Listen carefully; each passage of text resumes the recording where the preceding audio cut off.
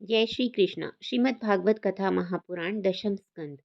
हमने अपनी पिछली वीडियो में बात की थी कि किस प्रकार अक्रूर जी पांडवों से मिले, जरासंध ने किस प्रकार से मथुरा पर चढ़ाई की और मुचुकुंद ने किस प्रकार से काल यवन को भस्म किया।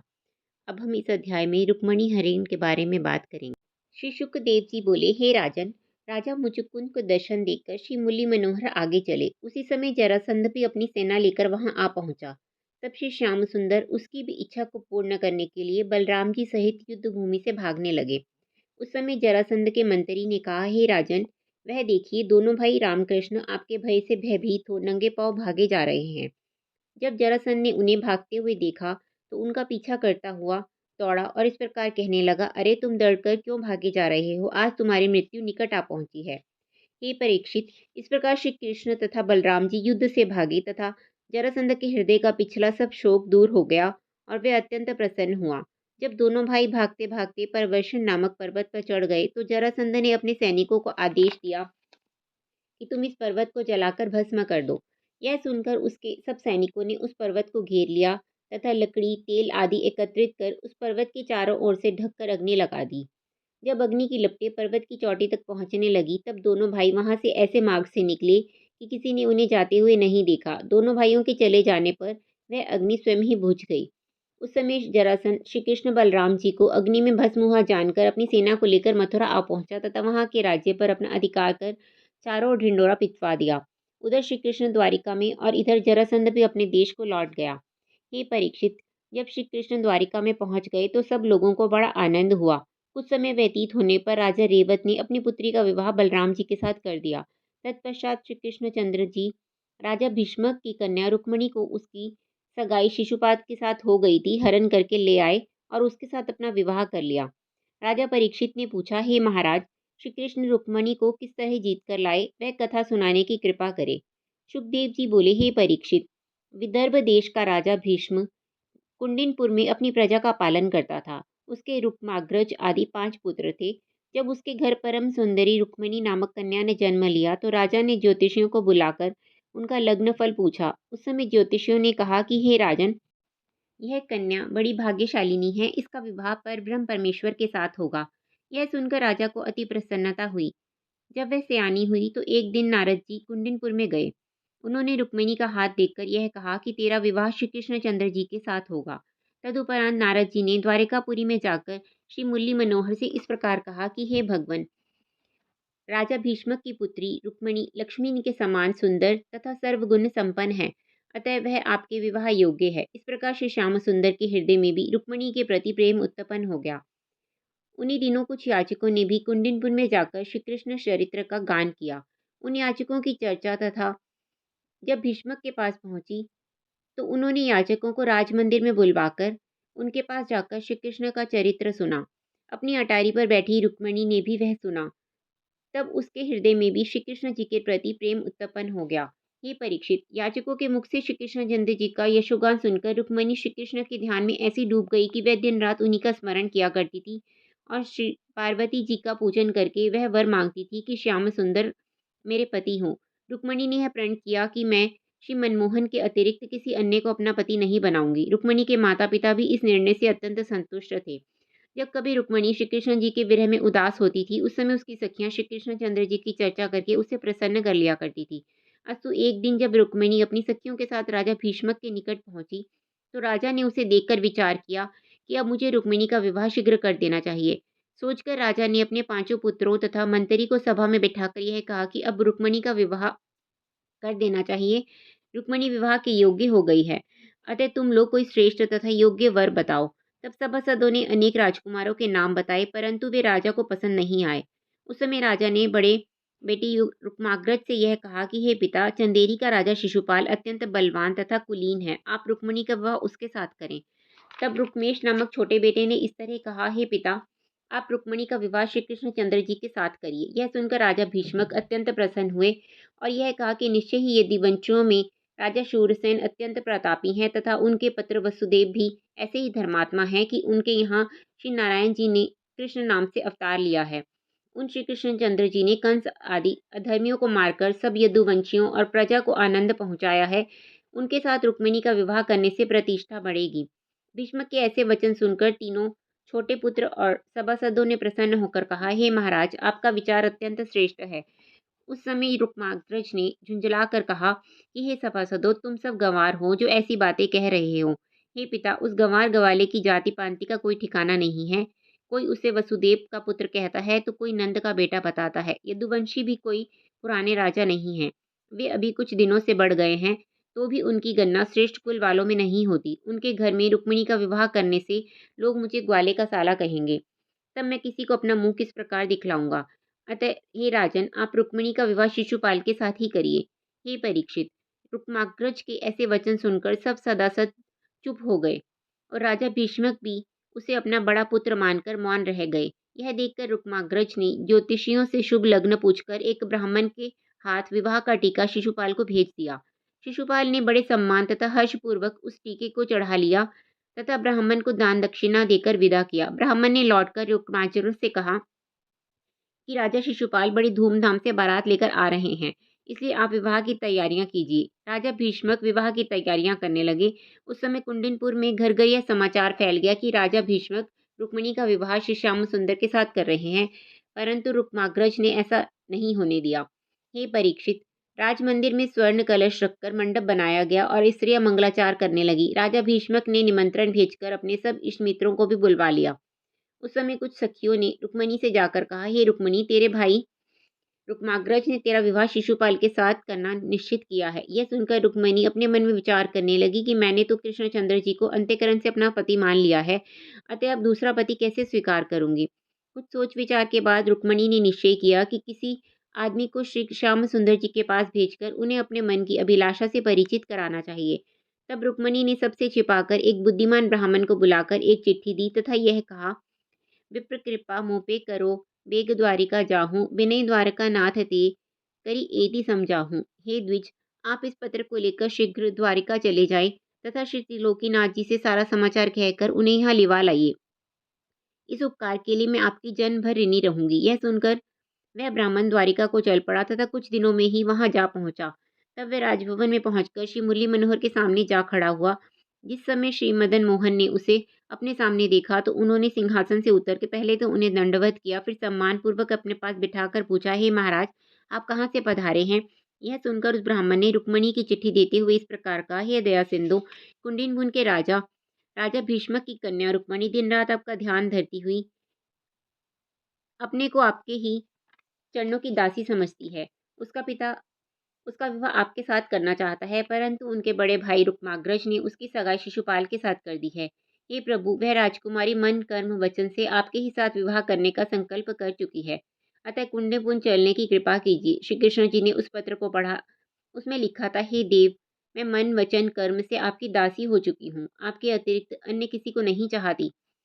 यद्यपि मैं इस योग्य नहीं हूँ कि आपके चरणों की दासी बन सकूं, फिर भी आप मेरी प्रीति को देखकर मुझे यह सौभाग्य करने की कृपा करें। मेरा बड़ा भाई मेरा विवाह शिशुपाल के साथ करना चाहता है, परंतु मैं तो मन से आपको पति मान चुकी हूँ। हे मदन मुरारी, मैं आपके चरणों की सेवा करके रज को मस्तक पर लगाना चाहती हूँ। यदि वह पद रज मुझे प्राप्त नहीं हुई तो मैं अपना शरीर त्याग दूंगी। हे दीनानाथ, आप विवाह से एक दिन पूर्व ही इन ब्राह्मण देवता के साथ आ जाइए। उस दिन मैं देवी जी की पूजा करने के लिए नगर से बाहर जाऊंगी, अतः वहां से जब घर लौटूं तभी आप मार्ग में मुझे अपने साथ ले जाइएगा। मुझे विश्वास है कि आप मुझे निराश नहीं करेंगे। मेरी लाज अब आपके ही हाथ है। 53वां अध्याय। हे परीक्षित, इस चिट्ठी को पढ़कर श्री कृष्णचंद्र जी ने बहुत प्रसन्न होकर ब्राह्मण का हाथ पकड़ लिया और उसे एकांत में ले जाकर कहा, हे ब्राह्मण देवता, मैंने जब से नारद जी के मुख से रुक्मिणी के रूप अथवा गुणों को सुना है, उसी दिन से मैं भी उससे प्रेम करने लगा हूँ। मुझे यह मालूम है कि रुक्माग्रज रुक्मिणी का विवाह मेरे साथ नहीं होने दे रहा है, अतः आप रात्रि को तो यहीं विश्राम कीजिए, प्रातःकाल मैं आपके साथ चलूंगा। हे ब्रह्ममूर्ति, जिस प्रकार अग्नि संपूर्ण वन को भस्म कर देती है, उसी प्रकार मैं शत्रुओं की संपूर्ण सेना को जीतकर रुक्मिणी को ले जाऊंगा। द्वारिकानाथ जी की यह बात सुनकर उस ब्राह्मण को धीरज हुआ। प्रातःकाल होने पर श्री मुरली मनोहर ने दारुक सारथी द्वारा रथ मंगाया और उस पर ब्राह्मण देवता सहित बैठकर कुंडिनमुन को प्रस्थान किया। जब बलभद्र ने यह समाचार सुना कि श्री कृष्ण जी अकेले ही कुंडिनपुर गए हैं, तो उन्होंने राजा उग्रसेन के पास जाकर कहा कि महाराज, हमने सुना है कि राजा शिशुपाल रुक्मिणी से विवाह करने के लिए कुंडिनपुर पहुंचेगा तथा श्री श्याम सुंदर का उनसे भयंकर युद्ध होगा, इसलिए यदि आप आज्ञा दें तो हम लोग भी उनकी सहायता को जावें। राजा उग्रसेन बोले, हे बलभद्र, तुम मेरी संपूर्ण सेना के साथ शीघ्र जाओ। श्री कृष्णचंद्र तुम्हें मार्ग में ही मिल जाएंगे। यह सुनकर बलभद्र जी सेना ले मार्ग में श्री कृष्ण जी से जा मिले और उनसे यह पूछने लगे कि आप इस प्रकार अकेले क्यों आए। उस समय श्री कृष्णचंद्र जी ने उत्तर दिया कि हे भैया, रुक्मिणी की व्याकुलता के कारण मुझे ऐसा करना पड़ा। अस्तु, जिस दिन शिशुपाल की बारात जाने वाली थी, उसी दिन वे भी कुंडनपुर जा पहुंचे। वहां जाकर देखा कि सब और मंगलाचार तथा सजावट हो रही है। प्रभु श्री कृष्णचंद्र जी राजा भीष्मक के बाग में जाकर ठहर गए और उस ब्राह्मण से बोले कि तुम रुक्मिणी के पास जाकर हमारे आगमन का समाचार कह दो, जिससे कि धैर्य हो जावे। उधर बारात के आगमन का समाचार सुनकर राजा भीष्मक अपनी सेना को साथ लेकर बारात की अगवानी करने के लिए चले और राज मंदिर में स्त्रियां मंगलाचारण करने लगी। राजा ने बारात को जनवासे में ठहराकर भोजन के लिए उत्तम से उत्तम पदार्थ भेज दिए तथा इधर पुरोहित ने रुक्मिणी के हाथ में कंगन बांध दिया। हे परीक्षित, रुक्मिणी को श्री श्याम सुंदर के आने का समाचार प्राप्त नहीं हुआ था, अतः वह चिंता करने लगी कि क्या कारण हुआ कि श्याम सुंदर अभी तक नहीं पधारे। तभी ब्राह्मण ने कहा, हे रुक्मिणी, श्री श्याम सुंदर यहाँ बाग में ठहरे हुए हैं। उनके पीछे पीछे बलराम जी सेना सहित चले आ रहे हैं। ब्राह्मण के मुख से यह वचन सुनकर रुक्मिणी अत्यंत प्रसन्न होकर ब्राह्मण से इस प्रकार कहने लगी, हे देवता, आपने मुरली मनोहर के आगमन का समाचार सुनाकर मुझे जो प्रसन्नता प्रदान की है, उसके बदले यदि मैं तुम्हें तीनों लोक की संपत्ति दे दूं तो भी उऋण नहीं हो सकती हूँ। इतना कहकर जैसे ही रुक्मिणी ने उस ब्राह्मण की ओर कृपा दृष्टि से देखा, वैसे ही उसके घर लक्ष्मी का निवास हो गया। तदुपरांत वह ब्राह्मण आशीर्वाद देकर वहां से लौटकर राजा भीष्मक के पास आ पहुंचा और उन्हें श्री श्याम सुंदर के आगमन का समाचार कह सुनाया। उसे सुनकर राजा अत्यंत प्रसन्न हो रत्न आभूषणों की भेंट लेकर अपने चारों छोटे पुत्रों सहित श्याम सुंदर के समीप जा पहुंचे और हाथ जोड़कर इस प्रकार कहने लगे, हे प्रभु, आपने यहाँ पधार कर मुझे अपने दर्शन से कृतार्थ कर दिया है। आप अंतर्यामी हैं, अतः मेरे मन का सब हाल जानते हैं। फिर अधिक क्या कहूँ। इतना कहकर राजा ने उनके ठहरने आदि का उत्तम प्रबंध किया और उनके भोजन आदि की सामग्री भिजवा दी। तदुपरांत जब कुंडनपुर वासियों ने उन दोनों भाइयों के आगमन का समाचार सुना, तब सब लोग आपस में इस प्रकार चर्चा करने लगे, हे भाइयों, रुक्मिणी के योग्य सुंदर वर तो श्री श्याम सुंदर जी ही हैं। ईश्वर ऐसा करे कि इन्हीं के साथ रुक्मिणी का विवाह हो। जब 4 घड़ी दिन शेष रहा तो श्री श्याम सुंदर और बलराम जी कुंडनपुर की शोभा देखने के लिए रथ में बैठकर नगर में गए। वे जहाँ जहाँ भी पहुँचते थे, वहाँ के स्त्री पुरुष उनके दर्शन कर इस प्रकार कहते थे कि यदि श्री नारायण जी के साथ रुक्मिणी का विवाह हो तो हम सब भी इन जैसे समधी को पाकर धन्य हो जाएंगे। इतना होने पर दोनों भाई शिशुपाल आदि की सेना को देखकर लौट आए। हे परीक्षित, जब युक्माग्रज ने उन दोनों भाइयों के आने का समाचार सुना तो बहुत क्रोध करके अपने पिता के पास जाकर यह कहा, हे पिता, तुम हमें यह सत्य बताओ कि कृष्ण बलराम को किसने यहाँ पर बुलाया है। यह सुनकर राजा भीष्मक बोले, हे बेटा, मैंने उन्हें नहीं बुलवाया है। तब रुक्माग्रज ने शिशुपाल और जरासंध के पास जाकर कहा, यहाँ कृष्ण और बलराम भी आए हुए हैं, अतः तुम अपने सेनापतियों को सावधान कर दो। हे परीक्षित, श्री श्याम सुंदर अथवा बलराम जी का नाम सुनकर जरासंध ने रुक्मार्जन को उत्तर दिया, हे मित्र, इन दोनों भाइयों ने कंस को मार डाला। अब वे यहाँ भी उपद्रव किए बिना नहीं मानेंगे। इन्होंने मेरे 23 अक्षौहिणी सेना का 17 बार संहार किया। जब मैं 18वीं बार फिर इनसे युद्ध करने को गया, उस समय वे दोनों भागकर ऊंचे पर्वत पर जा चढ़े। जब मैंने उस पर्वत में आग लगवा दी तो वहां से जाने किस प्रकार बचकर निकल गए और अब द्वारिका में जाकर रह रहे हैं। जरासंध के ये वचन सुनकर रुक्माग्रज ने अभिमान पूर्वक कहा, हे जरासंध, तुम इनसे इतने भयभीत क्यों हो रहे हो। तुम किसी प्रकार की चिंता मत करो, उन्हें हम अकेले ही भगा देंगे। हे परीक्षित, शिशुपाल और जरासंध को धैर्य बंधाकर रुक्माग्रज अपने घर लौट गया। प्रातःकाल उधर तो बारात निकलने की तैयारियां हुई और इधर भीष्म के घर मंगलाचार होने लगे। जब 4 घड़ी दिन शेष रहा तब बहुत सी सहेलियां गाती बजाती हुई रुक्मिणी को साथ लेकर गौरी पूजन करने को चली। उस समय शिशुपाल ने अपने 50,000 शूरवीर रुक्मिणी की रक्षा करने के लिए सैनिक साथ कर दिए।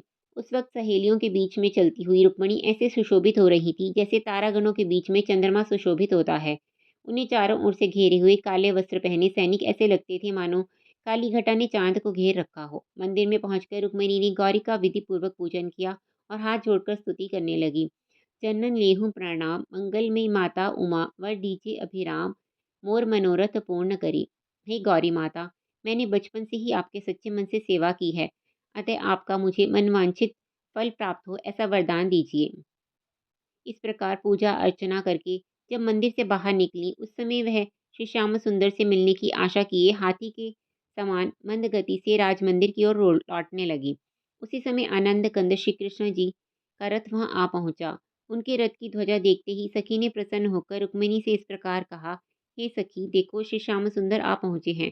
सखी के मुख से ऐसे वचन सुनकर जब रुक्मिणी ने प्रसन्न हो अपने मुख से घूंघट उठाया तो उन्हें श्री कृष्णचंद्र जी अपने सामने ही खड़े हुए दिखाई दिए। तभी श्री रघुनाथ जी प्रभु ने बिजली की गति से अपना रथ रुक्मिणी के बिल्कुल समीप ही खड़ा कर दिया। फिर जैसे ही रुक्मिणी ने लजाते हुए अपना हाथ बढ़ाया, वैसे ही उन्होंने उसको अपने बाएं हाथ से पकड़कर रथ में बिठा लिया और शंख बजाते हुए बढ़ चले। उस समय रुक्मिणी अपने व्रत पूजन आदि के सभी फल प्राप्त हुए जानकर पिछले सब शोक भूल गई। जरासंध तथा शिशुपाल के शूरवीर मुंह ताकते ही रह गए और श्याम सुंदर उन सब के बीच में से रुक्मिणी को उठाकर इस प्रकार ले गए जैसे सिंह गीदड़ों के झुंड में निर्भयता पूर्वक घुसकर अपना आहार उठा ले जाता है। देखते ही देखते श्री कृष्णचंद्र जी का रथ दूर निकल गया। तब सब योद्धागण सावधान होकर उनके पीछे दौड़े। उस समय बलभद्र जी भी यह देखकर कि श्री कृष्णचंद्र जी रुक्मिणी को रथ में बैठाकर द्वारका की ओर ले जा रहे हैं, अपनी सेना को साथ लेकर उनकी रक्षा करने के लिए उनके समीप जा पहुंचे। उस समय रुक्मिणी को घबराई हुई देखकर श्री श्याम सुंदर ने इस प्रकार कहा, हे रुक्मिणी, तू चिंतित मत हो, मैं द्वारका पहुंचकर तेरे साथ शास्त्रानुसार विवाह करूंगा। इतना कहकर श्री द्वारकानाथ जी ने अपने गले की माला उतारकर रुक्मिणी को पहना दी। हे परीक्षित, श्री श्याम सुंदर रुक्मिणी को हर कर ले गए। यह समाचार पाकर जरासंध, दंतवक्र आदि राजा अपनी अपनी सेना लेकर श्री कृष्ण जी के पीछे दौड़े और ललकार कर कहने लगे कि पीठ दिखाकर जाना शूरवीरों का काम नहीं है, अतः रथ को रोककर हमसे युद्ध करो। सुनकर श्री कृष्ण जी ने रथ रोक लिया और बलराम जी अपनी सेना सहित उनसे युद्ध करने लगे। उस घोर युद्ध को देखकर श्री कृष्ण जी उन्हें धैर्य बंधाते हुए कहने लगे, हे रुक्मिणी, तू चिंता ना कर, ये सब शत्रु एक क्षण में मर जाएंगे। श्याम सुंदर तो रथ को एक ओर खड़ा करके युद्ध का कौतुक देखने लगे और बलराम जी ने संपूर्ण शत्रु सेना को पल भर में ही नष्ट कर डाला। उस समय जरासंध तथा दंतवक्र आदि रणभूमि से भाग गए। ये परीक्षित, जब रुक्माग्रज ने यह सुना कि कृष्ण रुक्मिणी को उठा के ले गया, तब क्रोधित हो बोला, मैं अभी उन दोनों ढीठ भाइयों को पकड़ कर लाता हूँ, अन्यथा इस नगर में मुंह नहीं दिखलाऊंगा। इतना कहकर वह एक अक्षौहिणी सेना साथ लेकर श्री श्याम सुंदर से लड़ने के लिए चला। उसने अपनी सेना को बलराम जी से लड़ने के लिए छोड़ दिया और आप कृष्ण जी के पास जाकर पहुंचकर इस प्रकार कहने लगा, अरे अहीर, तू राजकन्या को लेकर कहाँ भागा जा रहा है?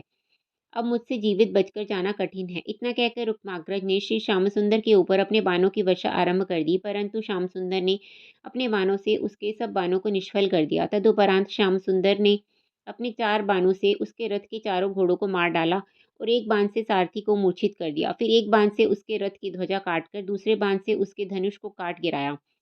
फिर कृष्ण जी ने रथ के नीचे कूदकर रुक्माग्रज को पकड़कर जैसे ही उसका वध करने को तैयार हुए, वैसे ही रुक्मिणी ने उनको रोकते हुए कहा, हे स्वामी, जिस प्रकार आपको श्री बलराम जी प्रिय हैं, उसी प्रकार मुझे भी अपना यह भाई प्रिय है।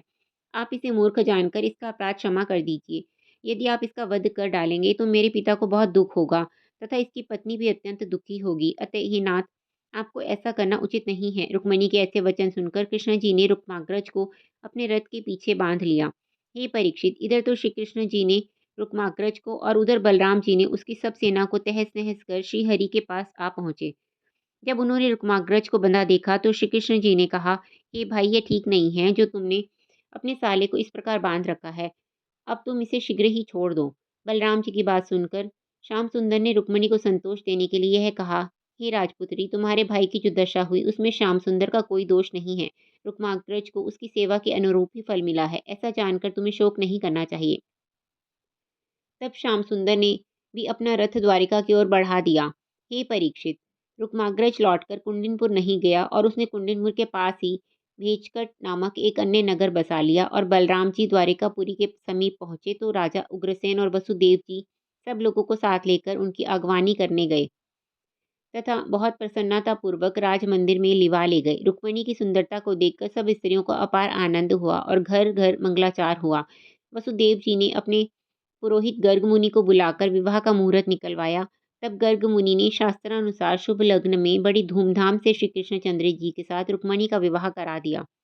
स्त्रियों ने मंगल गीत गाए और देवताओं ने पुष्प वर्षा की। हे परीक्षित, रुक्मिणी के द्वारका में आते ही प्रत्येक घर में लक्ष्मी का निवास हो गया। रुक्मिणी मंगल की इस कथा को जो कोई भी सच्चे मन से कहता, सुनता अथवा पढ़ता है, उसे तीर्थ स्नान का फल प्राप्त होता है।